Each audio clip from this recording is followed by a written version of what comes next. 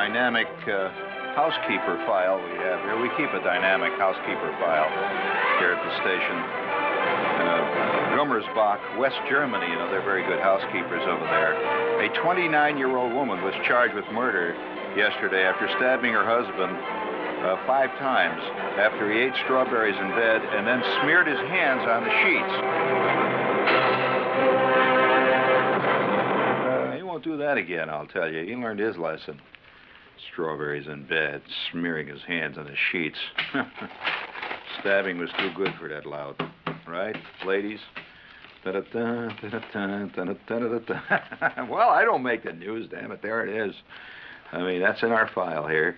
I've just wondered when various companies, speaking of files, are going to start labeling their departments truthfully. Well, what is truth? Well, you'll have these departments in big companies called, for example, a point-of-sale relations department. Now, that sounds pretty nice, doesn't it? Well, what that actually is soothing the troubled waters division. And when they start to riot and throw Molotov cocktails at the president's car in the company, you know, then they better start doing something about those balsa wood transmissions. But did you ever see that ever happen? Oh, I have. Oh, yes. There was an industrial concern which I once was witness to a great scene of, not in New York and not even in Jersey. It was out in the Midwest. But these guys turned out some kind of thing. I think they turned out frozen muffins of some type. And they advertised them all over. And the muffins went into the stores. And thousands of people went down to the store and they bought the muffins. And they did what the ads always say, just open the box and pop them in the oven, and in 10 minutes, well, they did. And in 10 minutes, the house was filled with this noxious aroma. The green fur was growing inside the oven. The cats were dying just from the smell of them, and the people got so mad. Yeah, they did. It was a big advertising campaign. They had all kinds of, they had billboards and all that shows happy, chortling children eating the muffins. Well, the people got so mad that a large crowd descended on the plant. Now, that doesn't happen often. Usually you go to the dealer. They descended on the plant and started to pelt the plant with muffins that they had attempted to put in the oven for 10 minutes. They turned out to be very small, almost inedible, round bowling ball type things when they actually were done. And I was one of the guys that were doing the commercials for them. So I know. And they kept calling me up, says, change the commercials, please. See, they figured that if they changed the commercials, people wouldn't get mad. Yes, that's very important. Remember, yeah. Oh, yes, that definitely was a Brand X muffin. And I was kind of pleased to see the people gather around the plant and throwing rocks at the president's suite as he sat in there in the muffin room, looking over thousands of happy muffins going out to the.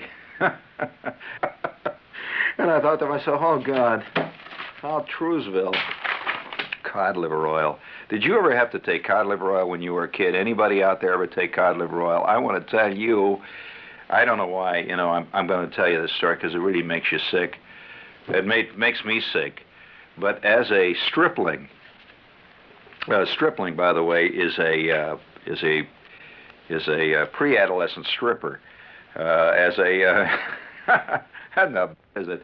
stripling, my family got in the clutches of a doctor. And you know how when you're a kid, they take you in and they look at your tonsils and stuff. You have had your tonsils looked at, right? Well, when I was a kid, we had this Dr. Slicker, his name was. And that's all right. Yeah, that was his name. I didn't invent it. It's really his name, Dr. Slicker. And, I'd like to tell you his name was Ephraim Slicker, but it wasn't. It was something like Clarence or Howard. But he was Dr. Slicker, and he looked like, I'll tell you what, he really looked a little bit like a cross between Dr. Welby and what was that doctor they used to have in the old movies that Gene Hirschholt played? He was a famous fictional doctor. He was an early Dr. Welby. Wasn't Dr. Kildare. It was another doctor. kind of an avuncular-looking doctor that had rimless glasses and smoked a pipe. Yes, what was it, Doctor? Oh, I don't know. But he looked like that, for what it's worth. And, yeah, there was a famous series, a movie series. It was contemporary to Dr. Kildare. It's just right on the tip of my head, as Jane Ace used to say. It's right on the tip of my head, and I can't remember. Doctor. Oh, no. Ben Casey was a television doctor. This was a movie doctor, and he was big in the movies. And he was a kindly doctor. He was always solving family problems rather than adding to them, the way many doctors today do when the bill comes. But this was a kindly doctor, and it was played by Gene Hirschholt, who was as far as I know, that's all he ever played. I never heard of him in anything else. And he had rimless glasses and a kind of salt and pepper hair, and he was very kindly, and he was always making slogans up, like an apple a day keeps the doctor away, ho, ho, ho, that kind of stuff. Well, anyway, Dr. Slicker was a kindly doctor, and he had studied under there is a school of medicine that teaches as part of the final year of medicine school. You're taught kindliness. You're taught kindliness, and so that you learn how to crinkle your eyes right and all that stuff. So, yes, you don't just learn this overnight. You don't think Welby got to be Welby just by walking around and wearing gray suits, do you? Are you kidding? No. So old Dr. Hirschholt there, obviously had infected a lot of doctors, and so kindly Dr. Slicker used to give us a sucker every time. A little all-day type suckers, see? But these were suckers in the shape of a golf ball. Did you ever see the kind that were a golf ball with a little stick sticking out of them? A little flexible stick. They were round, just like a golf ball, but round. But they would be strawberry, they'd be cherry, they'd be red, and they were dimpled like a golf ball is. They were called golf ball suckers. And that was a big deal, so you'd come there and get the golf ball sucker. So Dr. Slicker, I remember this on this catastrophic day, I was brought in, and I had what is called infected tonsils. Did you ever have infected tonsils? You didn't. Well, I guess tonsils today don't get infected. Is that right? What do? Take them out of you at birth? They don't, huh? Well, I had infected tonsils, and I'll damn well stand by it. So, well, that's what they said. See, what it was I had a mild sore throat. So I go. My mother takes me in to see Dr. Slicker, and the old man, we drive there in the Oldsmobile. And going to the doctor was, there were mixed emotions. On the one hand, there was the golf ball sucker, which you always got. On the other hand, you often got some bad news laid on you. So, because he would open your mouth. The thing that I always hated most about a doctor when I was a kid, now I don't know whether there's any doctors listening, but if they've ever cared to ask their kid patients what is the thing that bugs them the most about going to the doctor, I'll tell you what it was. I remember vividly. It was those flat sticks. Those little flat sticks they would take out that looked like overgrown popsicle sticks with the round end? They call them tongue depressors. But actually what they are gag inducers. You'd take the stick, see, and you'd open your mouth, and he would put it in the back. He'd say, now hold it there. Now, wait a minute. Then he'd stick it in again. Oh, listen, I'll tell you, never forget one time my kid brother, I had this kid brother, Randy, see, who he was given to many kinds of physical functions of one kind or another. The only kid I ever knew that could make his nose run at will, and he could do it. And, he's just that kind. And one day, Dr. Slicker sticks the thing in his mouth, with the tongue inducer. He goes, and just like that, 47 gallons of used kid food sprays out all over Dr. Slicker. Now, I tell you, I admit it's in bad taste. So don't immediately write me a letter. Tell me it's in bad taste. But you're dealing with real medicine here, buddy. You're not dealing with the Welby. Nobody ever heaves all over the wall. But they do in real life. And if you don't think so, ask any local doctor. His daily life is spent wading through all kinds of stuff that you don't even want to think about. So, nevertheless, my brother goes all over Slicker, see, and he says, now, like that, see, now, and he's dripping from his rimless glasses. My kid brother's looking green, and at that point, the examination was concluded hurriedly, while Dr. Slicker went in and changed to another rubber suit. But nevertheless, I'm getting this exam, see, and I'm very innocent, so Dr. Slicker says, he says, let's see what we have here. It had a slight accent. All avuncular doctors of the period had slight accents. Well, what have we here? Have you been a good boy? Yeah, I've been a good boy. What have we here? And he had one of these round things they look at you, see, and he's looking down. Very, very interesting. Very interesting. Yes, glasses were down on the tip of the nose, of course. And then at that point, he said, let me take one here. Just, you open your mouth and say, and I knew what was coming. He reaches over for the stick, and his hand went in my mouth, and there's only one thing I could do. It was done purely as a reflex. I chomped down on his thumb. What have we here? Now, come on, open. At that point, he's examining. He says, very good. He takes the stick out with great sense of relief. And that's over.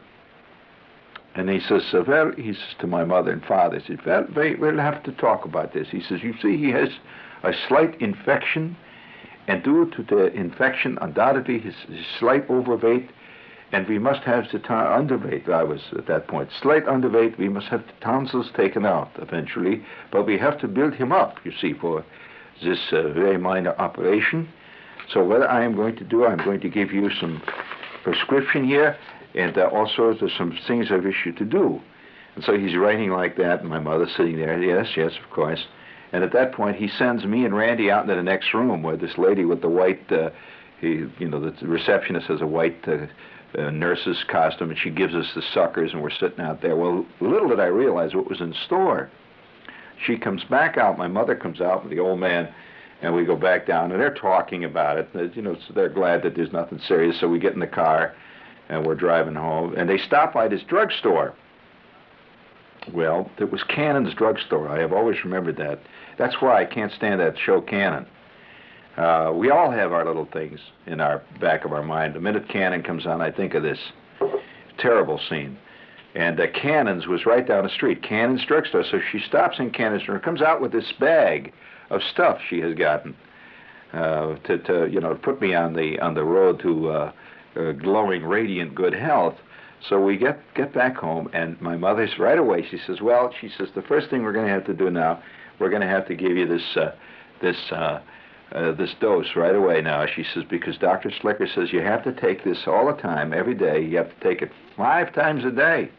And not only do you take it, you have to take it before breakfast, you take it before lunch, you take it before supper, then you take another one after supper, and then you take one before bed. And this was the before bed one.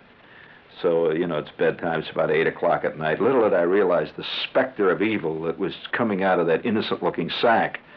And she had a white plastic bottle. It looked just like any other kind of a bottle. And she takes this tablespoon and she pours it in out of the bottle. She pours the stuff. At the minute she poured it out, you couldn't... I just can't tell you how it smelled. She poured it out, and the wallpaper started to peel. The dog. We had a dog next door. Zero lived next door. He started to yell and holler and run around in circles because he could smell it. And my mother says, "Now this is very good for you." She says, "Now here, and any time." Oh, one word of advice to all parents out there. Never at any point tell a kid that something is good for him. There's an instinctive automatic rejection mechanism which goes into high gear the moment anything is described as good for you.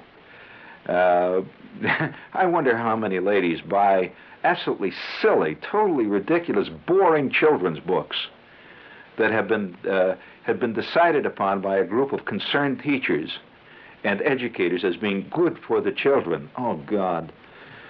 Oh, have you ever tried to read a book that's good for you? No. And toys that are an educational experience. That's also good for you. but they're always made out of wood, and have rounded edges, which makes them totally dull in more ways than one. So, nevertheless, a little danger is good in the little lout's life, mothers and fathers. So, yes, let them swallow a fire truck once. That'll teach them a lesson. So, nevertheless, yes, that's a very good lesson to learn. So, nonetheless, I'm standing there, and the old lady, excuse me, my mother, she has this tablespoon, see, and she says, it's good for you. Well, I could see already the tenseness around her eyes, that she knew damn well to get this down me was going to be a major parental operation. So she approaches this thing to me, and I get it in my mouth. It was such an unbelievably rotten taste that there was no way I could even swallow. The old man says, now look, you're going to swallow that. I don't know whether you've ever, I don't know how Dr. Spock handles cod liver oil. There's no way to convince a kid, no matter how progressive you are, that cod liver oil tastes good. It's impossible to convince it, because cod liver oil does not taste good. It's as simple as that. If anything, it tastes noxious. Do you agree? That's a good word. Noxious. Well, my mother then says, now, all right. She says, now, she says, you've got to take that. Dr. Slicker Dr. Slicker. He's a very nice person. He wouldn't do anything to hurt you and to give you anything that's bad and that you don't need. You must take this. Well, when you're faced with the absolute reality that you've got to do something, the terrible, desolate feeling in you of complete hopelessness. And the old man sitting over there waiting for you to take it, and your mother, and you're going to take this 5 times a day. It's not just once. It's 5 times a day to infinity. Oh, God. Oh. Sir, I have my little supply of tongue depressors here. And, all right, kid, gag. Now, all right, before we come back to you with the rest of this sickening story, it's really bad. I must say, I'm just, this is by way of an apologia. You like the Latin use there, don't you? That's more elegant than an apology. It's an apologia, right? So, by way of an apologia, I must say that all of us, we're all human beings. That's a terrible fact, too, that you have to accept, which is kind of humiliating when you think about it. That we are all human beings. We have this mechanism. And we're about as different. Have you ever done any fishing in your life? Well, if you have, you know that the difference between a yellow perch and the other is very small. Now, to the perch, it probably is hard for him to understand that because he sees himself as one perch among many, a unique perch. And he certainly does. He has to. and he would not comprehend the fact that when you have 25 perch, the only difference is a slight difference in length. And even that is slight. Nobody ever pulls out a 34-inch perch out of the. No way. They range between about 3 inches and roughly 8 inches. And that's not much of a range. Do you agree? No one has ever pulled out a 17-foot perch. So the difference is tiny. It's hard to accept the fact that you are just one of trillions of human organisms that are almost identical. That's why there is a science called medicine. The difference between you and all the other human beings walking around of your sex is so minute as to be inconsequential, medically speaking. Mm-hmm. Professionally speaking. There's a question. What commercial is that from? Right. Okay. Gee, I have a lot of smart people here. Professionally speaking. I do it quite well. Right. So, nevertheless, you have to accept this fact, and all of us have gone through at any given stage in our lives, when we're kids, especially when you're kids, when you're up to about the age of 10, you went through a whole series of mysterious confrontations with the medical world. Now, every one of us has. Some more serious than others, but most of us minor. Just like going there and they measure you. You've been measured. They put a thing on the top of your head. How long has it been since anybody's done that to you? They measure you. It's been some time, right? But you did it. Everybody had that thing laid on the top of his head, and they look in your throat. There's a long line of kids. Usually it's done in school. They have a thing called the school nurse. And you line up, and you go through the line, and she looks at your throat with one of these little sticks, which she throws away into a wastebasket. And there are also little fugitive thoughts. Now, I don't know whether you had the same fugitive thoughts. I think thoughts are different sometimes, but not as different as you think. A little fugitive thought, like you'd like to get into that wastebasket and get some of them sticks for no reason that they were there. Not David, of course. The more fastidious among us never had thoughts of that type, but the more earthy among us did. You didn't really want to depress tongues with it, but just to have the stick. I don't know why it was. It's the jackdaw in man, the principle that you'd like to have everything that's around. You just want it. So you stood in line, didn't you? Everybody did at one time. So this show is about that, a subject rarely touched in contemporary literature. That is very early, pre-adolescent confrontations with the medical. Now, you see it occasionally on the medical shows on television, but it's always from the standpoint of the doctor and the, quote, distraught parents, played by usually, Lee Grant plays distraught parents all the time. Used to be Rita Gam played distraught parent. Now it's Lee Grant. At one point it was they play it on all these things. See, so, and there was a time when Hal Holbrook always played distraught father. He was replaced by Harry Gardino, who was the universal distraught father, when Hal Holbrook became the universal corrupt senator, or the crusading senator. Now, of course, he's playing historical characters. He's gone into the Parnassus. He's up in heaven there now. Pretty soon he'll be playing a true, authentic characterization of God, down to every last hair. But nevertheless, among all the experiences we have, these are the least spoken of, and they're buried in the subconscious of most of us. I mean, and it plays a great role too, though. The subconscious